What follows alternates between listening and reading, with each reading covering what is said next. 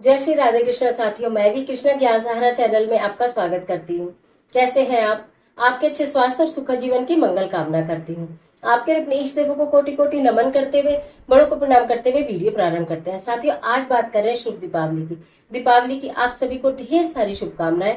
इस दीपावली किस शुभ मुहूर्त में हम किस प्रकार सरल पूजन विधि में आपके बीच में लेकर आई हूँ कि सरलतम तरीके से हम किस प्रकार पूजन करें। यूं तो आप कितने भी वैभव तरीके से पूजन कर सकते हैं, असंख्य चीजें उसमें ले सकते हैं, लेकिन न्यूनतम चीजों से किस प्रकार पूजा करनी है ये आज की वीडियो में, और किस मुहूर्त में करनी है, क्या क्या चीज माता लक्ष्मी और श्री गणेश जी भगवान को अर्पित करनी है, समस्त जानकारी लेकर आज की वीडियो में आपके बीच में। तो चलिए झटपट वीडियो प्रारंभ कर लेते हैं, लेकिन उससे पहले चैनल पर नए आए तो चैनल को सब्सक्राइब जरूर कर लीजिएगा। तो चलिए देखिए, हम पूजन विधि एक चौकी माता रानी के लिए आप सबके पास होगी, तो चौकी पर हम जल्दी से कपड़ा बिछा देते हैं। कोई भी आप शुभ रंग ले सकते हैं, लाल रंग ले सकते हैं, या फिर ये जैसे कोई भी गुलाबी रंग ले सकते हैं। कोशिश करेंगे लाल और गुलाबी में से कोई रंग आप ले लेंगे। अगर आपने बहुत सारा कुछ भी सामान खरीदा है तो ये देखिए माता लक्ष्मी, सरस्वती और गणेश जी का पोस्टर है, आप ये भी यहाँ पर लगा सकते हैं। उसके पश्चात हमें भगवान जी की स्थापना करनी होती है, लेकिन उससे पहले हम थोड़े से अक्षत के दाने इसमें रख देते हैं।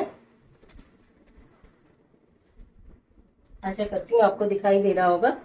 एक चौकी लक्ष्मी जी के लिए,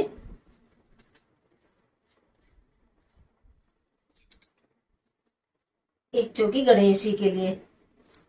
ये देखिए वस्त्र मैंने पहले से पहना लिए हैं लक्ष्मी जी को और गणेश जी को।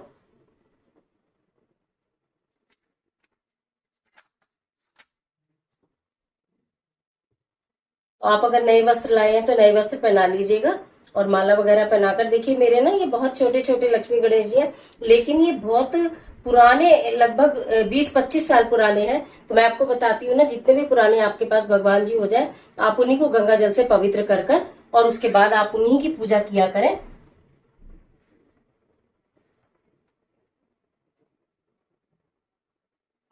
तो मुकुट अभी पहना देंगे। ये गणपति भगवान है, इनको हमने यहाँ पर स्थापित कर लिया। चौकी के नीचे हमने चावल डाले और सारी चीजों को हम ना गंगा जल से पवित्र कर लेंगे। ये लोटे में, इसमें कलश में जल है, इसमें पत्ता है, हम इससे ना इनको सबको पवित्र कर लेते हैं भगवान जी को। उसके बाद यहाँ पर कलश स्थापित करने के लिए हम एक अष्टदल कमल बना लेंगे। और अगर अष्टदल कमल नहीं बना पाते हैं तो आपको चावल ये जरूर ऐसे कलश के नीचे करने चाहिए, वैसे छोटा सा कमल बन जाएगा।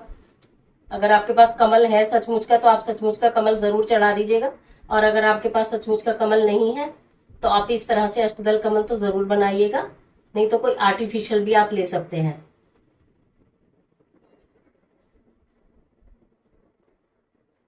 ये बहुत सरल तरीके से इस तरह से ये बन जाता है। फिर उसके ऊपर हमने देखिए कलश है, इसके अंदर पत्ते लगाए हैं और इसके ऊपर मैंने पहले से ही मोली बांध ली है और स्वास्तिक बना लिया है। इसको हम यहाँ पर स्थापित कर देते हैं। इसके ऊपर आप एक चावल का कुछ भी अनाज रख सकते हैं। आप चाहे तो चावल रखें, चाहे तो आप कुछ गेहूं इत्यादि रख सकते हैं। ये पल्लव लगाने के बाद ये इस तरह से हमने यहाँ पर स्थापित कर दिया है। अब मैं आपको दिखा दूं सामग्री भी जो हमने ली है। देखिए ये तो पूजन की सामग्री पहले आपको दिखाती हूँ कि माता रानी के लिए लाल रंग का फूल लिया है, मैं साथ में चढ़ाती भी जाती हूँ। और गणेश जी के लिए हमने दूर्वा घास ली है, गणेश जी के लिए दूर्वा घास ली है। वैसे मेरे पास ये कमल का फूल भी है तो मैं ये भी चढ़ा देती हूँ, नहीं तो आगे भी आप रख सकते हैं। उसके बाद ये दीपक है जो हमें लक्ष्मी जी के सामने जलाना है, और ये कपूर है क्योंकि आरती हमें कपूर से ही करनी है। तो ये सामग्री आपको दिखा रही हूँ। गणेश जी को जनेऊ पहना देंगे, माता जी को चुन्नी उड़ा देते हैं, तो गणेश जी को हम यहाँ पर जनेऊ पहना देते हैं, क्योंकि गणेश जी और लक्ष्मी जी की आरती का ही विधान है। ये धन पोटली मैंने आपको उस दिन बनवाई थी, इसकी सामग्री फिर से आपको दिखा दूंगी कि क्या क्या सामग्री हमें लेनी है। ये हमने भोग के लिए सामान लिया है कि खील बताशे का भोग लगाना बहुत जरूरी होता है। ये मेवा है सूखे, और ये मिठाई है। अभी तो मैं आपको करके दिखा रही हूँ, बहुत सारी सामग्री के साथ जब पूजन करेंगे, जो हम घर में बनाएंगे, वो भी मैं आपको सारा बाद में दिखाऊंगी। आप चाहे तो देख सकते हैं, लिंक भेज दूंगी पिछले साल की वीडियो में, कि पूरे विधि विधान से अगर हम उनको स्नान कराकर करते हैं, चरणामृत वगैरह पंचामृत से हम स्नान कराते हैं, तो किस प्रकार पूजा होती है वो भी मैं आपको दिखा दूंगी। ये दिए हैं, कैंडल वगैरह, जो कि बहुत शुभ माने जाते हैं। मिट्टी के रंग बिरंगे दिए हम लोग लेकर आए, आप भी रंग बिरंगे ही लाए होंगे। जितनी भी सुगंध आप अपने घर में फैला सकते हैं, उतनी सुगंध आप चारों ओर सुगंधित वातावरण रखिएगा। साफ सफाई और सुगंध से माता लक्ष्मी अत्यंत प्रसन्न होती हैं। तो ये पूजा की सामग्री हम यहाँ पर रख देते हैं। एक और विशेष चीज आपको बताती हूँ कि देखिए, मिट्टी का कलश या घड़ा या मटकी आप कुछ भी जरूर लेकर आए होंगे। तो इस पर मैंने देखिए पूर्ण स्वास्तिक बनाया है, इस पर मोली बांधी है, इसके अंदर खील भरी है। या तो किसी किसी के घर में हटरी होती है, उसे हटरी कहते हैं, घर होता है वो मिट्टी का, तो उसके अंदर ये सामान भरा जाता है। अगर आपके पास हटरी नहीं है या आपके यहाँ हटरी नहीं होती है, तो भी हमें ये भरना होता है। ये भरे भंडार का संकेत होता है। तो इसमें ना खील भरी हुई है मैंने। इसके ऊपर हम लोग क्या करते हैं, बताशे जरूर रखते हैं। बताशा जरूर, माता का प्रिय भोग है, बताशा रखते हैं। और उसके ऊपर हम कोई ना कोई एक मिठाई रख देते हैं। और हम एक चांदी का सिक्का भी इसमें अगर रखते हैं तो बहुत शुभ होता है। अगर आप चांदी का सिक्का नहीं रख पाए तो कोई बात नहीं, लेकिन अगर रखें तो बहुत शुभ होता है चांदी का सिक्का भी। और माता रानी के सामने जो भी आप चढ़ाना चाहें, सोने के, चांदी के गहने, वो भी जरूर चढ़ा दीजिएगा। तो इसको यहाँ पर हम लोग भर के रखते हैं इस तरह से। ये बहुत शुभ माना जाता है। फिर बाद में इसको प्रसाद स्वरूप ग्रहण भी कर सकते हैं, कन्याओं को भी दे सकते हैं, आप किसी को दे भी सकते हैं, नहीं तो खुद भी ग्रहण कर सकते हैं। सब मिलके पूरा परिवार इसको फिर ग्रहण कर सकता है। तो इस तरह से सरल पूजन सामग्री मैंने आपको दिखाई कि बहुत थोड़े उसमें मैंने आपको दिखाया है कि हमने क्या क्या सामान लिया है और जिससे कि हम पूजा कर रहे हैं। ये बिल्कुल सरलतम चीज है। अगर आपके पास ज्यादा नहीं है तो इतने से कर लीजिए। और अगर आपने धन पोटली नहीं बनाई है और आपको पूरा सामान नहीं मिल रहा है, तो कमल गट्टे बहुत आसानी से मिल जाते हैं। तो एक कमल गट्टे लेकर जरूर माता के चरणों में जरूर से जरूर आप अर्पित कर दीजिएगा। और अगर कमल गट्टे आपने लिए हैं तो भी, नहीं लिए हैं तो भी, ये धन पोटली आपने बनाई ली होगी, मैं समझती हूँ। नहीं बनाई तो भी मैं आपको इसके अंदर का सामान दिखा देती हूँ कि आपके हमने इसके अंदर क्या क्या सामान रखा था। हमने इसके अंदर काली हल्दी रखी थी, हमने इसके अंदर पीली कोड़ी रखी थी। पीली कोड़ी हमने इसके अंदर रखी थी। कोड़ी माता लक्ष्मी की पूजा में अत्यंत अनिवार्य होती है, आप पहले से ही खोज लीजिएगा जरूर। हमने इसके अंदर एक सुपारी रखी थी। हमने इसके अंदर 5 कमल गट्टे भी रखे थे।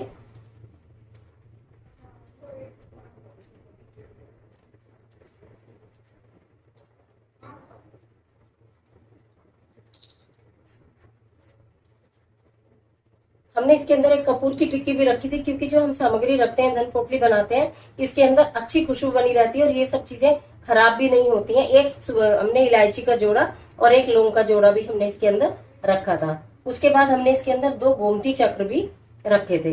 ये धन पोटली और एक चांदी का सिक्का रखकर हमने ये धन पोटली बनाकर माता रानी के चरणों में जब आप पूजा करेंगे तो इसको थोड़ा खोलकर आप रख देंगे, थोड़ा खोलकर हम रख देते हैं। उसके बाद अगले दिन हम इसको उठाते हैं। इतने ये माता रानी के चरणों में यहाँ पर हमारी धन पोटली रखी रहती है। इसके साथ एक विशेष चीज मैं आपको बताना चाहती हूँ कि जब आप पूजा करेंगे तो आपके घर में जितना भी, जो भी कोई चाहे, आप सुरक्षित तरीके से सोना चांदी जो भी आप गहने पहनती हैं, वो माता रानी के समक्ष एक एक रखे, चाहे जरूर रख दीजिएगा। और अपने घर की नहीं, लोकर की चाबी, धन क्षेत्र की चाबी, जहां भी आप धन रखते हैं, चाहे व्यवसायिक स्थल हो चाहे आपका घर हो, उसकी चाबी जरूर माता रानी को, माता लक्ष्मी को अर्पित कर दीजिएगा कि अब तुम जानो, तुम्हारा काम जाने, इसको धन से भरना अब तुम्हारा काम है। मन ही मन ऐसी प्रार्थना करते हुए आपको ये चाबी भी जरूर अर्पित कर देनी चाहिए। इत्र मैंने बताया, आप गुलाब का लाए तो बहुत अच्छा है। जब आप उनका श्रृंगार कर देंगे, रोली लगा देंगे, देखो मैं बता देती हूँ कि हमने तिलक लगा दिया है माता रानी को, माता लक्ष्मी को तिलक लगा देंगे, गणेश जी को तिलक लगा देंगे।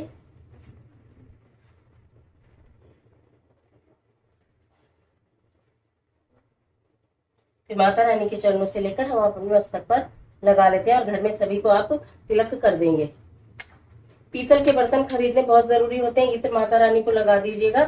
सभी चीजों में इत्र डालना बहुत ही ज्यादा जरूरी है। इस बात का भी आपको पूर्ण ध्यान रखना है कि सब चीजों में इत्र आपका पड़ा होना चाहिए।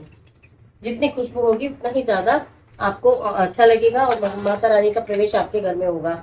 पीतल के बर्तन लाने बहुत जरूरी होते हैं। क्या कहा जाता है ना कि जब धन्वंतरी देव प्रकट हुए थे तो उनके हाथ में पीतल का कलश था, जो अमृत कलश था वो पीतल का माना जाता है।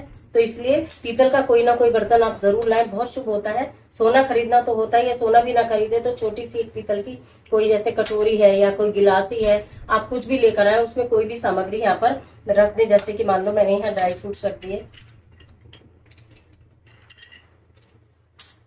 और अगर जैसे गिलासी भी लाए हैं तो इसमें जल रख देंगे, नहीं तो गंगा जल इसके अंदर आप रख देंगे। पूरा इसको भर सकते हैं, पूरा भर के रख दीजिएगा।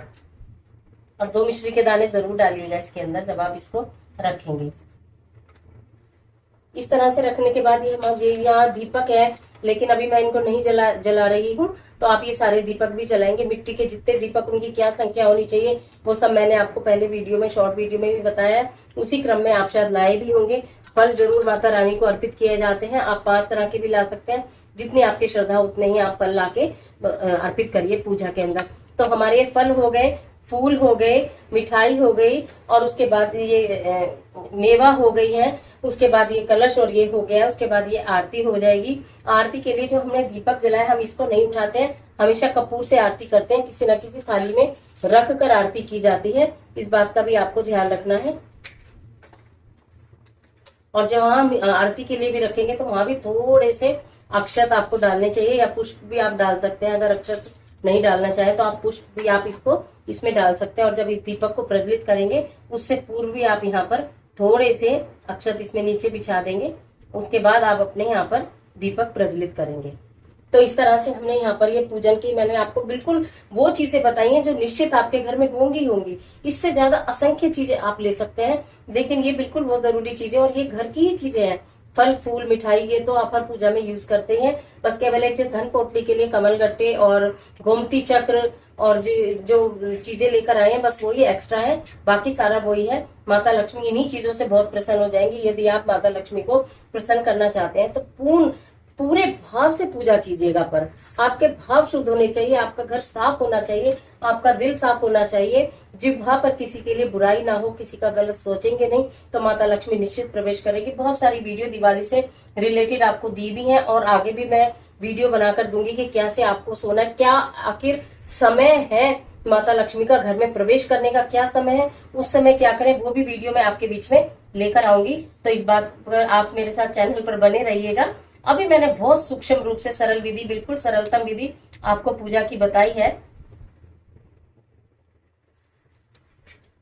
जो भी आप आरती करेंगे, सबसे पहले गणेश जी की आरती करेंगे। जय गणेश जय गणेश जय गणेश देवा, माता जाकी पार्वती पिता महादेवा। उसके बाद माता लक्ष्मी की आरती करेंगे, ओम जय लक्ष्मी रमना। ठीक है, उसके बाद आप हनुमान जी महाराज को भी जरूर याद करेंगे। प्रातः काल की पूजा भी बता दूं, ये तो सायकाल की पूजा है जो आप रात्रि में पूजा करेंगे। इस पूजा को करने के बाद यहाँ पर एक अखंड ज्योति भी आप जला सकते हैं, और बाकी दीप को जलाने के बाद प्रज्वलित करेंगे। और एक दीपक सबसे पहले तुलसी माता में रखेंगे। दीपक तुलसी माता में रखेंगे, मंदिर में आप रखेंगे ही रखेंगे, घर की रसोई में आप रखेंगे, घर के प्रत्येक कोने में आप रखेंगे, कहीं अंधेरा ना हो। छत पर आप रखेंगे, द्वार पर आप रखेंगे। अगर आपके घर में कोई और दिव्य वृक्ष लगा हुआ है तो उसके नीचे भी आप जरूर इस दीपक को लगाएंगे। अगर आपके यहाँ बेल का वृक्ष लगा हुआ है तो उसके नीचे भी जरूर आप दीपक को आपको लगाना चाहिए। उसके अलावा सुबह की पूजा का भी आपको बता दूं कि कहते हैं राजा रामचंद्र जी की पूजा करने का सुबह विधान है, और श्री हनुमान जी महाराज ने भगवान राम को विजय दिलवाई थी, उनकी मदद की थी। तो राम भक्त हनुमान जी की भी पूजा सुबह की जाती है, तो उसमें श्री राम स्तुति की जाती है। मेरे पास तो पूरा दरबार है, उसमें हनुमान जी हैं। वैसे मेरे हनुमान जी महाराज यहाँ भी बैठे हैं, तो सुबह मैंने भी इनको नहीं हटाया यहाँ पर। तो आप ना मतलब सुबह जो पूजा करेंगे, हनुमान जी महाराज की पूजा करते हैं, चमेली के तेल का दिया लगाइए। चमेली का तेल नहीं हो तो आप तिल के तेल का दिया भी लगा सकते हैं, लाल रंग की इसमें बाती लगा सकते हैं, लड्डुओं का भोग लगा सकते हैं, लाल पुष्प चढ़ा सकते हैं। श्री राम स्तुति पहले पढ़ेंगे। श्री रामचंद्र कृपालु भजवन हरण भव भय धारणम, नव कंज लोचन कंज मुख पर कंज पद कंजारणम। ये वाली राम स्तुति पढ़ने के पश्चात आप हनुमान चालीसा पढ़ेंगे। फिर हनुमान चालीसा पढ़ने के बाद हनुमान जी की आरती करेंगे। ये विधान है प्रातःकाल की पूजा का। लड्डुओं का भोग लगाएं या चूरमे का भोग लगाएं। प्रातःकाल वो पूजा करने के पश्चात फिर आप सायकाल लक्ष्मी गणेश जी की पूजा करेंगे। उसके बाद फिर हनुमान जी की भी आरती कर सकते हैं। दीपक मैंने जहां जहां बताया वहां लगाइए। वीडियो बहुत लंबी ना हो इसलिए स्पीड से बोल रही हूँ, लेकिन आप वीडियो 2 बार भी देख सकते हैं। आराम से आप वीडियो देखिएगा, जिससे कि कोई भी ऐसी चीज ना हो जो आपसे छूट जाए। तो इस तरह से आप पूजा करेंगे, माता लक्ष्मी निश्चित आपसे प्रसन्न होंगी। आप देख रहे हैं पूरा आपको सारा सामान दिखाई दे रहा होगा। बहुत सरलतम विधि है, बहुत सरल तरीके से हमने पूजा की है, और इसी तरह से पूजा आप भी कर लेंगे तो बहुत उत्तम रहेगा। उसके बाद ये खील बताशे का मैंने आपको बताया कि भोग बहुत जरूरी होता है लगाने का, अत्यंत शुभ है खील बताशे, तो इसलिए खील बताशे का भोग लगाने के पश्चात आप उस भोग को स्वयं सब ग्रहण करेंगे। और बाकी जितना भी सामान हम चढ़ाते हैं यहाँ पर, जैसे हमने फल चढ़ाए हैं, जो भी आपने ये पर यहाँ पर रख दिए, मैंने तो खैर, लेकिन आप चढ़ा सकते हैं। तो उस फल को चढ़ाने के बाद आप अगले दिन सारे समस्त सामान को कब हटाएंगे, क्योंकि अगले दिन ग्रहण भी है, तो उससे पूर्व आपको अपनी चौकी को किस प्रकार हटाना है वो सब वीडियो आपको मिलती रहेंगी। तो आशा करती हूँ वीडियो आपके लिए निश्चित बहुत उपयोगी साबित होगी। मिलती है एक और जबरदस्त वीडियो के साथ, तब तक हंसते रहिए, मुस्कुराते रहिए, अपना और अपने अपनों का ख्याल कीजिए। वीडियो अच्छी लगे तो लाइक कीजिए, जितना अच्छा है उतना शेयर कीजिए, और कमेंट बॉक्स में जय माँ लक्ष्मी लिखना बिल्कुल न भूलिए। दीपावली आप सभी के लिए बहुत शुभ हो। माता लक्ष्मी आप पर कृपा बना के रखे।